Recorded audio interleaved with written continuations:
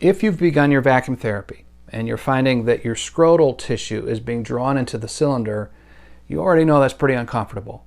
And if we can just apply a couple of tips to keep that from happening, let's try those. The first one is, it's a lot about positioning of the cylinder on the body. So as I'm lubricated here on the inside, all the things we've talked about in the setup and preparing for this, and then I position this on the body, I want to make sure that I'm not aiming to get my penis right here in the middle of the cylinder. By doing that, that means that there's tissue potential below the penis that can be drawn into the cylinder as I apply the vacuum.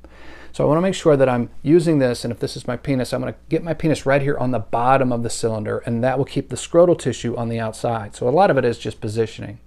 If that doesn't help, the Scrotal Shield is a great tool for that, and you simply put that on the penis, and then it almost creates a dam that keeps the scrotal tissue from coming in. So you're here, and you can imagine that this is on my penis, so I have it here like this, and then I apply the vacuum, and I create the seal that way. There's really no room for the scrotal tissue to be drawn in, and it's just the penis.